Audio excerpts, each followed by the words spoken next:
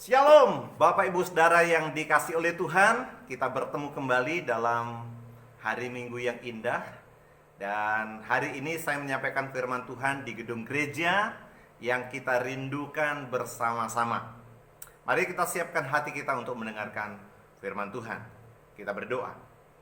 Bapa kami yang di sorga, Allah yang hidup, Allah yang berkuasa, Allah yang berdaulat atas segala sesuatu. Kami bersyukur untuk pemeliharaan Tuhan, pertolongan Tuhan sampai hari ini. Kami bersyukur kesempatan yang masih Tuhan beri kepada kami untuk kami dapat beribadah di rumah kami masing-masing. Bapa, mari Engkau membuka hati kami untuk kami siap mendengarkan bagian dari firman-Mu. Urapi hamba-Mu dalam menyampaikan kebenaran firman Tuhan ini, supaya setiap kami dikuatkan, dibangun, didorong untuk terus bertumbuh, makin hari makin mengasihi Tuhan. Terima kasih. Dalam nama Tuhan Yesus kami berdoa bersyukur. Haleluya. Amin. Bapak Ibu Saudara yang dikasih oleh Tuhan, beberapa tahun yang lalu Tuhan memberikan kepada saya kesempatan yang istimewa, di mana saya diberi kesempatan untuk berkunjung ke negara Korea Selatan. Dan di sana saya belajar doa pagi yang memang sangat terkenal di Korea Selatan, di sebuah gereja namanya Gereja Myeongsung di kota Seoul, Korea Selatan. Nah, yang indah adalah ketika saya mendengarkan kesaksian dari gembala sidang, yaitu pendeta Kim Samwan. Pendeta ini menyampaikan dalam kesaksiannya pengalaman pertama kali ketika dia dipanggil untuk melayani Tuhan dan membuka gereja yang saat itu ketika saya mengunjungi jumlah jemaatnya 85.000 jemaat. Dia berkata dalam pengalaman suatu malam ketika dia berdoa, dia mendapat impresi seperti Tuhan berbicara kepada dia di hatinya dengan berkata, "Anakku, apa yang kau kehendaki daripadaku?" Lalu pendeta Kim Samwan ini, dia berkata, "Tuhan, tolong aku untuk lebih mengasihi Engkau." Pendeta Kim Samwan dia tidak meminta apapun. Dia hanya minta satu hal. Tuhan, buat aku untuk lebih mengasihi Engkau. Nah, semenjak saya mendengar kesaksian dari pendeta Kim Samwan ini, hal mengenai mengasihi Tuhan menjadi sesuatu yang terus bergelora di hati saya. Dan saya menyelidiki bagian Alkitab dan memang benar, Alkitab berbicara banyak berkaitan dengan mengasihi Tuhan. Mengasihi Tuhan adalah bagian yang terpenting di dalam Alkitab.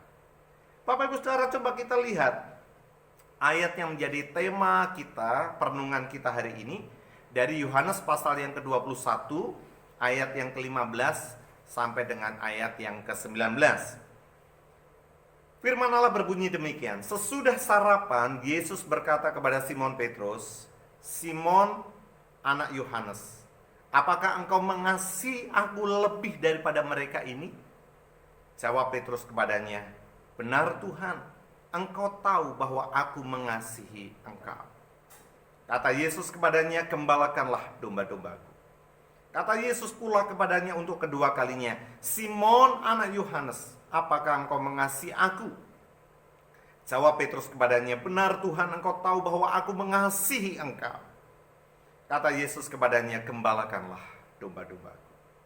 Kata Yesus kepadanya untuk ketiga kalinya, "Simon anak Yohanes, apakah engkau mengasihi aku?" Maka sedih hati Petrus karena Tuhan berkata untuk ketiga kalinya, "Apakah engkau mengasihi aku?" Dan ia berkata kepadanya, "Tuhan, Engkau tahu segala sesuatu. Engkau tahu bahwa aku mengasihi Engkau." Kata Yesus kepadanya, "Gembalakanlah domba-dombaku.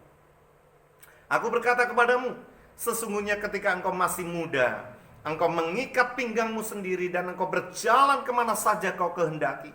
Tetapi jika engkau sudah menjadi tua, engkau akan mengulurkan tanganmu dan orang lain akan mengikat engkau dan membawa engkau ke tempat yang tidak kau kehendaki." Dan hal itu dikatakannya untuk menyatakan bagaimana Petrus akan mati dan memuliakan Allah. Sesudah mengatakan demikian, ia berkata kepada Petrus, "Ikutlah aku." Bapak Ibu Saudara yang dikasihi oleh Tuhan, ini menarik. percakapan antara Tuhan Yesus yang baru saja bangkit dari antara orang mati dengan salah satu muridnya, yaitu Simon Petrus. Bagaimana Tuhan Yesus menanyakan kepada Simon Petrus, "Apakah engkau mengasihi aku?" Dan Petrus berkata, "Tuhan, kau tahu segala sesuatu, kau tahu bahwa aku mengasihi engkau." Percakapan itu sampai 3 kali. Bapak Ibu Saudara, rupanya di dalam Alkitab hal mengenai mengasihi Yesus ada banyak dibicarakan, dan ini merupakan bagian yang terpenting. Lihat saja, Tuhan Yesus merangkumkan seluruh kitab para nabi dan hukum Taurat di dalam perintah utama, yaitu mengasihi Tuhan Allah dan mengasihi sesama manusia. Dalam Matius pasal 22 ayat yang ke-37 sampai yang ke-39, firman Allah berkata, "Kasihilah Tuhan Allahmu dengan segenap hatimu, dan dengan segenap jiwamu, dan dengan segenap akal budimu." Itulah hukum yang terutama dan yang pertama.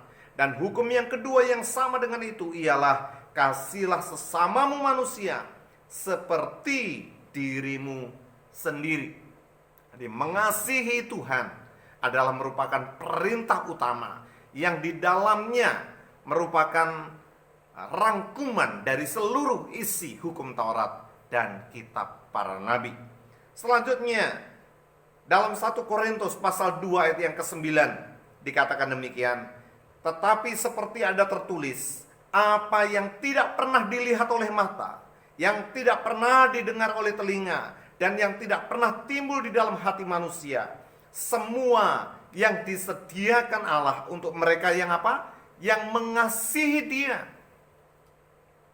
Jadi Tuhan menyediakan segala sesuatu yang tidak pernah dilihat mata, tidak pernah didengar telinga, bahkan yang tidak pernah timbul dalam hati bagi orang-orang yang mengasihi Dia. Selanjutnya, Rasul Paulus juga berkata dalam Roma pasal 8 ayat 28, "Kita tahu sekarang bahwa Allah turut bekerja dalam segala sesuatu untuk mendatangkan kebaikan." Bagi siapa? Bagi mereka yang mengasihi Dia, yaitu bagi mereka yang terpanggil sesuai dengan rencana Allah. Allah turut bekerja dalam segala sesuatu. Bagi siapa? Bagi mereka yang mengasihi Dia. Sampai-sampai Rasul Paulus berkata dalam 1 Korintus pasal yang ke-16 ayat 22, dia mengatakan, "Siapa yang tidak mengasihi Tuhan, terkutuklah dia." Jadi bagi Rasul Paulus ini adalah hal yang sangat penting berkaitan dengan mengasihi Tuhan. Rasul Yohanes di dalam surat Wahyu pasal yang kedua, ayat yang keempat dan ayat yang kelima, surat yang ditujukan kepada jemaat di Efesus. Betul, jemaat Efesus adalah jemaat yang masih bertekun dalam mengiring Tuhan. Betul, mereka masih kritis terhadap setiap ajaran-ajaran sesat. Betul bahwa mereka tidak pernah mengenal lelah, terus bergiat dalam pekerjaan Tuhan. Namun mereka dicela oleh karena mereka telah meninggalkan kasih kepada Tuhan yang mula-mula. Firman Allah berkata demikian, "Namun demikian aku mencela engkau, karena engkau telah meninggalkan kasihmu yang semula. Sebab itu ingatlah betapa dalamnya engkau telah jatuh. Bertobatlah dan lakukanlah lagi apa yang semula engkau lakukan. Jika tidak demikian, aku akan datang kepadamu dan aku akan mengambil kaki Dianmu dari tempatnya, jikalau engkau tidak bertobat." Aktif melayani, tekun dalam mengiring Tuhan, kritis terhadap setiap ajaran sesat, tapi meninggalkan kasih kepada Tuhan Yesus adalah sesuatu yang fatal. Betapa dalamnya engkau sudah jatuh. Bertobatlah, kata Tuhan kepada jemaat yang ada di Efesus. Nah, Bapak Ibu Saudara yang dikasihi Tuhan, kiranya itu juga menjadi perenungan bagi kita. Apakah kita mengasihi Tuhan atau tidak? Ataukah kasih kita kepada Tuhan sudah mulai dingin? Ataukah kita sudah meninggalkan kasih yang mula-mula kepada Tuhan? Di kesempatan ini firman Tuhan mau mengingatkan kepada kita, mari kita mengasihi Tuhan seperti yang Tuhan perintahkan. Mungkin kita bertanya, Pak, saya mengasihi Tuhan. Lalu apa yang menjadi ukuran seseorang dapat dikatakan bahwa dia mengasihi Tuhan? Apa yang menjadi ukuran kalau kita mengatakan orang itu tidak mengasihi Tuhan? Apa yang menjadi ukurannya? Nah, kalau dalam pembacaan firman Tuhan dari percakapan antara Tuhan Yesus dan Petrus, kita akan menemukan bagaimanakah kita seharusnya mengasihi Tuhan. Yang pertama, bagaimanakah kita seharusnya mengasihi Tuhan? Yang pertama, mengasihi Tuhan ialah dengan menempatkan Tuhan di tempat yang terutama dan di tempat yang paling bernilai dalam hidup kita. Kebenaran ini dapat kita ambil dari percakapan Tuhan Yesus dengan Simon Petrus ketika Tuhan Yesus berkata dalam teks aslinya dalam bahasa Yunani. Tuhan Yesus berkata, Simon Ioannu, agapas me pleion tuton. Lalu Petrus berkata, nai kurie, su oidas hoti filose. Tuhan Yesus bertanya dengan kalimat tanya, agapao. Tetapi Simon Petrus berkata dengan menjawab, phileo. Bapak Ibu Saudara, apa itu kata agapao? Kata agapao berdasarkan Vine's Expository Dictionary of Biblical Words. Ini adalah berarti mengasihi dengan menempatkan objek yang dikasihi itu di tempat yang tertinggi dan bernilai tinggi. Wah, luar biasa. Mengasihi objek yang dikasihinya itu di tempat yang tertinggi dan yang paling bernilai di dalam hidupnya. Jadi Tuhan ketika dia bertanya kepada Simon Petrus, Simon Petrus, apakah engkau mengasihi aku dengan menempatkan aku di tempat yang paling tertinggi dalam hidupmu, di tempat yang paling bernilai dalam hidupmu? Tapi Petrus tidak mampu menjawab dengan pertanyaan agapao.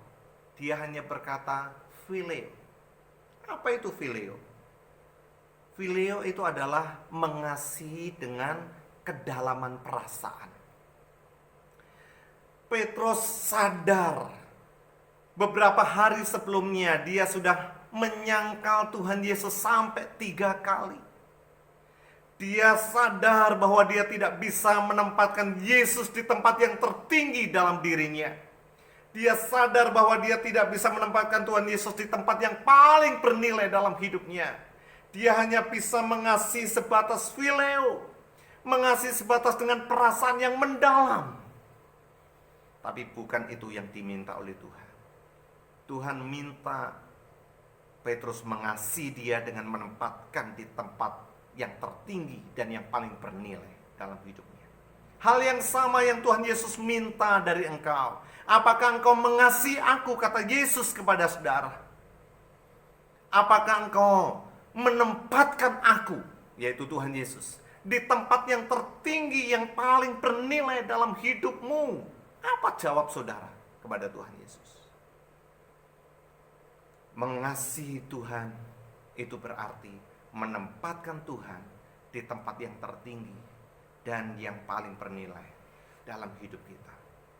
Selanjutnya Tuhan Yesus berkata, Simon Ioannu, agapas me pleion tuton. Ini menarik. Kata tuton itu dari kata hutos, kalimat tunjuk dekat yang artinya ini. Tapi yang menarik dari kata ini ialah diterjemahkan dalam gender maskulin, feminim maupun netral. Itu sama, yaitu tutun. Itulah sebabnya kata ini diterjemahkan dalam bahasa Indonesia, apakah engkau mengasihi aku lebih daripada mereka ini? Mereka, gendernya mungkin maskulin atau mungkin feminim. Tetapi itu juga bisa berarti, apakah engkau mengasihi aku lebih daripada hal-hal ini? Bergender netral. Apa itu hal-hal ini? Mungkin perahunya, mungkin jalannya, mungkin pekerjaannya, mungkin ikannya. Jadi kata pleion tuton itu bisa diartikan hal-hal yang lain selain daripada Yesus. Mungkin orang-orang dekat, atau mungkin hobi, atau mungkin pekerjaan, atau mungkin diri kita. Tuhan Yesus mau mengatakan, apabila engkau mengasihi aku, engkau harus menempatkan aku di tempat yang tertinggi dalam hidupmu. Engkau harus menempatkan aku di tempat yang paling bernilai dalam hidupmu. Lebih daripada engkau mengasihi orang-orang terdekatmu. Lebih daripada engkau mengasihi hobimu. Lebih daripada engkau mengasihi pekerjaanmu. Lebih daripada engkau mengasihi dirimu sendiri. Engkau harus mengasihi aku di tempat yang tertinggi, di tempat yang paling bernilai dalam hidupmu.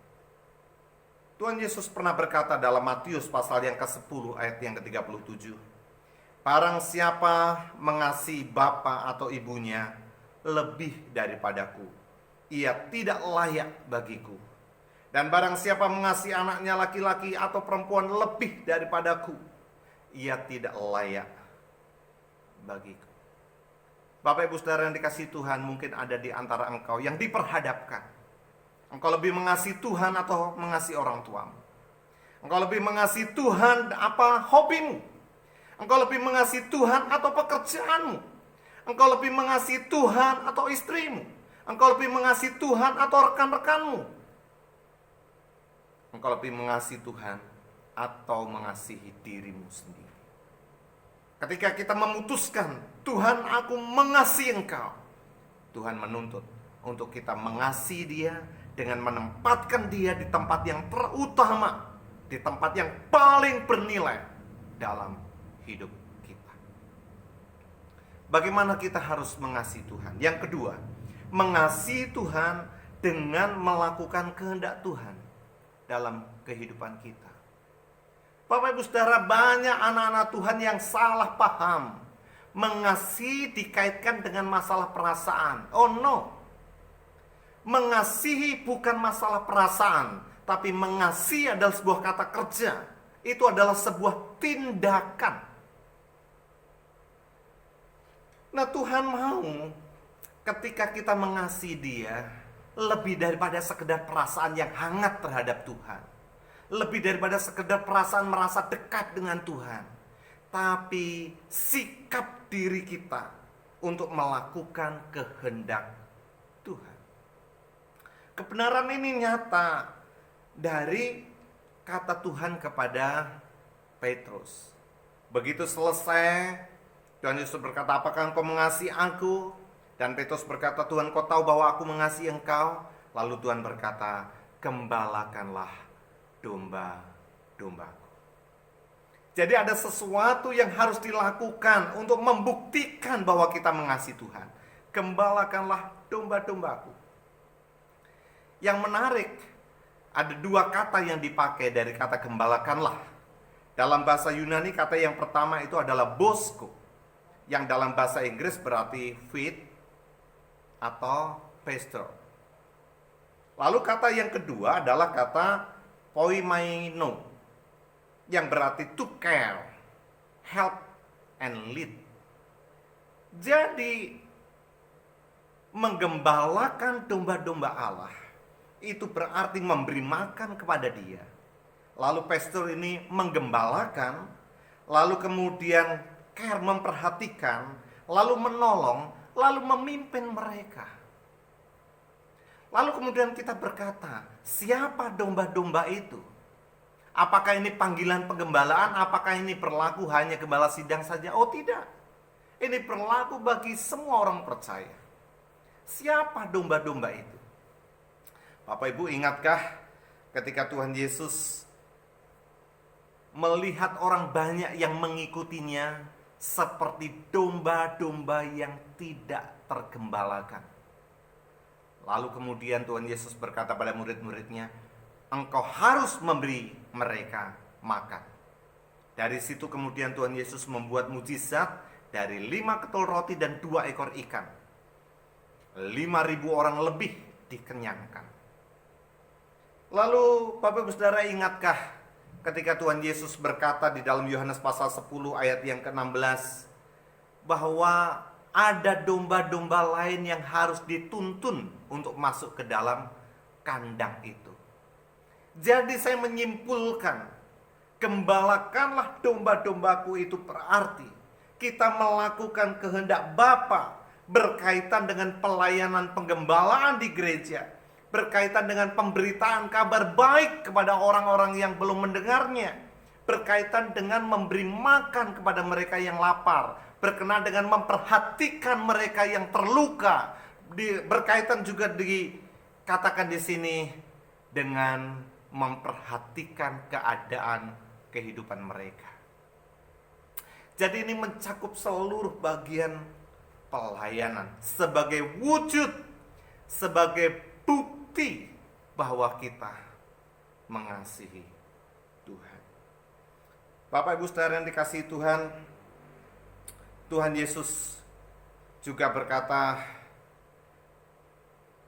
bahwa barang siapa memegang perintahku dan melakukannya, dialah yang mengasihi aku. Jadi barang siapa mengasihi aku, dia akan memegang perintahku dan melakukannya.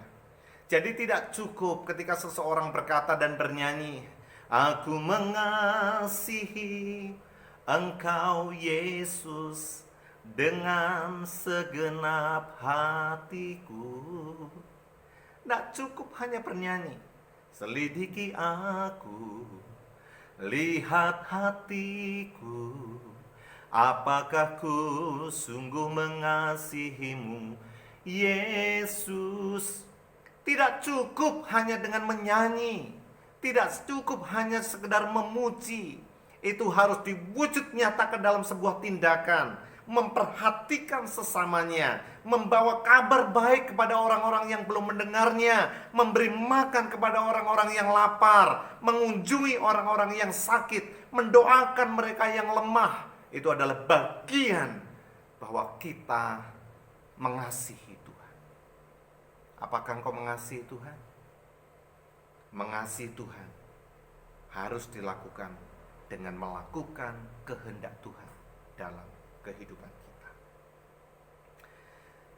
Bagaimanakah kita seharusnya mengasihi Tuhan? Yang ketiga, mengasihi Tuhan harus diwujudkan dengan setia mengiring Tuhan sampai akhir hidup kita. Bapak Ibu Saudara yang dikasihi Tuhan, manusia kadang mencintai seseorang, tetapi kemudian cintanya cepat luntur. Hari ini dia berkata kepada seseorang, aku mengasihi engkau. Tapi setahun kemudian, orang yang dikasihnya adalah menjadi orang yang paling dibencinya. Itulah kasih manusia. Tapi Tuhan meminta kepada kita ketika dia berkata, apakah engkau mengasihi aku? Tuhan menuntut supaya kita mengasihi dia dengan ditunjukkan setia mengiring dia sampai akhir hidup kita. Kebenaran ini nyata dari ayat yang ke-17. Kata Yesus kepadanya untuk ketiga kalinya, Simon anak Yohanes, apakah engkau mengasihi aku? Maka sedih hati Petrus, karena Yesus berkata untuk ketiga kalinya, apakah engkau mengasihi aku? Dan ia berkata kepadanya, Tuhan, engkau tahu segala sesuatu, engkau tahu bahwa aku mengasihi engkau. Kata Yesus kepadanya, gembalakanlah domba-dombaku. Aku berkata kepadamu, sesungguhnya ketika engkau masih muda, engkau mengikat pinggangmu sendiri dan engkau berjalan kemana saja kau kehendaki. Tetapi jika engkau sudah menjadi tua, engkau akan mengulurkan tanganmu dan orang lain akan membawa kamu ke tempat yang tidak kau kehendaki. Dan Tuhan Yesus sedang menubuatkan kematian Petrus dengan cara memuliakan Tuhan. Nah, Bapak Ibu Saudara yang dikasihi oleh Tuhan, sejarah membuktikan. Ada sebuah sejarah yang disebut sebagai Quo Vadis, sejarah kematian Petrus. Dikatakan dalam sejarah itu bahwa Petrus sedang berada di Roma, lalu kemudian kota itu dikepung oleh karena kaisar yang berkuasa pada waktu itu mengkambing hitamkan orang-orang Kristen sebagai penyebab kebakaran dan kerusuhan yang terjadi di kota Roma. Tapi Petrus diturunkan oleh murid-muridnya. Lalu kemudian dia menyelamatkan diri. Dalam perjalanan dia berjumpa dengan Tuhan Yesus. Lalu Tuhan Yesus bertanya, "Ho Fadis, hendak kemanakah engkau Petrus?" Lalu Petrus balik berkata, "Hendak kemanakah engkau Tuhan?" "Oh, kalau aku mau ke kota." "Untuk apa Tuhan kau ke sana?" Lalu Tuhan Yesus berkata, "Aku mau disalibkan yang kedua kalinya untuk engkau." Perkataan Tuhan itu menempelak hati Petrus. Lalu Petrus kemudian tersungkur di kaki Tuhan. Dia minta ampun, lalu dia berbalik, dia kembali ke kota. Dia menyerahkan diri di sana. Dan kemudian dia ditangkap dan dijatuhi hukuman mati. Ketika dia dijatuhi hukuman mati hendak disalib, dia berkata, "Jangan salibkan aku seperti cara Tuhanku mati, sebab aku tidak layak mati seperti cara Tuhanku mati. Kalau engkau menyalibkan aku, salibkan aku dengan kepala di bawah." Demikianlah Petrus mati dengan cara memuliakan Tuhan. Dia setia sampai akhir. Bapak Ibu Saudara yang dikasihi Tuhan, Tuhan mau untuk kita juga setia mengiring dia sampai akhir. Tidak saja di gereja berkata, "Oh Tuhan, aku mengasihi Engkau." Tidak saja dalam sebuah KKR kita berkata, "Oh Tuhan, aku mengasihi Engkau." Tapi mengasihi Tuhan diwujudkan dengan setia mengiring Tuhan, setia pikul salib, setia menyangkal diri sampai Tuhan datang. Dalam surat Yakobus pasal 1 ayat yang ke-12 sebagai ayat yang terakhir, dikatakan di sana, "Berbahagialah orang yang bertahan dalam pencobaan, sebab apabila ia sudah tahan uji, ia akan menerima mahkota kehidupan yang dijanjikan Allah kepada barang siapa yang mengasihi dia." Jadi mengasihi Tuhan itu dikaitkan dengan ketekunan di dalam pencobaan, ketekunan untuk tidak tergoda, ketekunan untuk memikul salib. Orang yang mengasihi Tuhan itu akan bertahan dan akan menjaga hidupnya tetap kudus dan tetap berkenan kepada Tuhan sampai dia didapati tak bercacat, tak bercela, sempurna pada waktu Tuhan Yesus datang kali yang kedua. Itulah mengasihi Tuhan. Bukan semudah orang mengucapkan, "Aku mengasihi Tuhan," tapi besoknya jatuh dalam dosa. Di gereja dia berkata, "Aku mengasihi Tuhan," tapi hari Senin sampai Sabtu bergelimangan terus di dalam dosa. Tidak demikian. Orang yang mengasihi Tuhan dinyatakan dengan setia mengiring Tuhan sampai akhir hidupnya. Bapak Ibu Saudara yang dikasihi Tuhan, mari kita sekarang tundukkan kepala, kita berdoa. Bapa di surga, kami bersyukur untuk firman Tuhan yang kami dengar hari ini. Dan sebentar kami akan mengadakan perjamuan kudus. Kami berdoa supaya Tuhan Kau menyucikan hati kami, pikiran kami, agar perjamuan kudus ini menjadi berkat bagi setiap kami. Terima kasih Tuhan. Dalam nama Tuhan Yesus kami berdoa bersyukur. Haleluya. Amin. Nah, Bapak Ibu Saudara, sebagaimana biasa di minggu pertama kita akan mengadakan perjamuan kudus. Mari kita persiapkan segala sesuatunya dengan sebuah pujian, mengasihi lebih sungguh.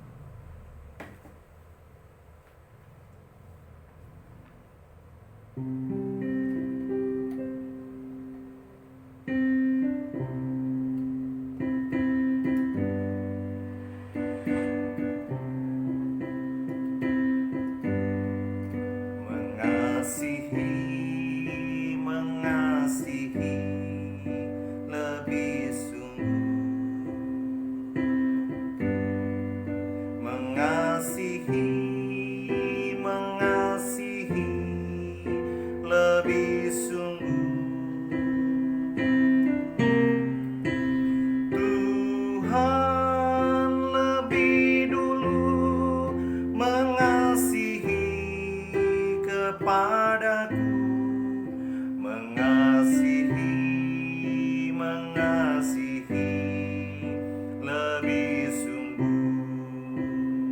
melayani, melayani, melayani lebih sungguh,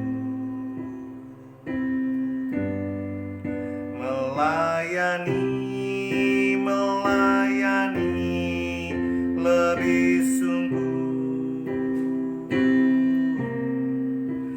Tuhan lebih dulu melayani kepadaku, melayani, melayani lebih sungguh.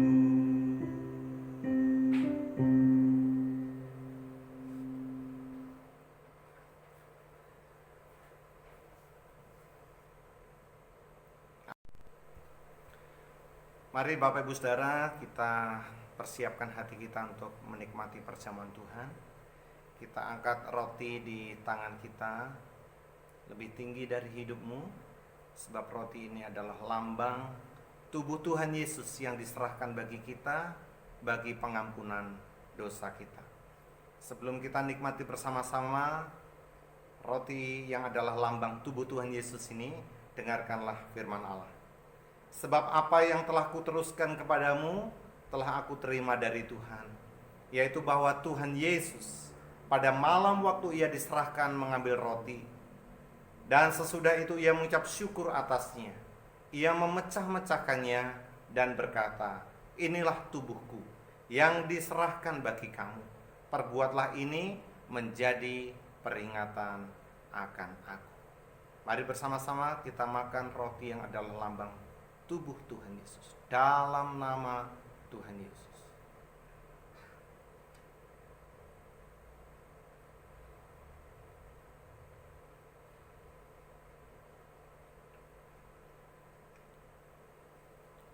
Sekarang mari kita angkat cawan di tangan kita. Cawan ini adalah berisi anggur yang merupakan lambang dari darah Tuhan Yesus. Darah yang mengalir dari tubuhnya yang didera, yang dicambuk, dari kepalanya yang dimahkotai duri, dan dari tangan dan kakinya yang dipaku. Firman Allah berkata bahwa tanpa penumpahan darah tidak ada pengampunan dosa. Dan darah Yesus tertumpah untuk mengampuni segala dosa kita dan menyucikan kita dari segala kejahatan. Sebelum kita minum bersama-sama, dengarkanlah firman Allah yang berkata, demikian juga ia mengambil cawan sesudah makan lalu berkata, cawan ini adalah perjanjian baru yang dimeteraikan oleh darahku. Perbuatlah ini setiap kali kamu meminumnya menjadi peringatan akan aku.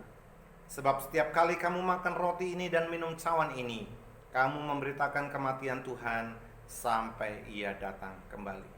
Mari bersama-sama kita minum anggur yang merupakan lambang darah Tuhan Yesus, dalam nama Tuhan Yesus. Haleluya. Haleluya.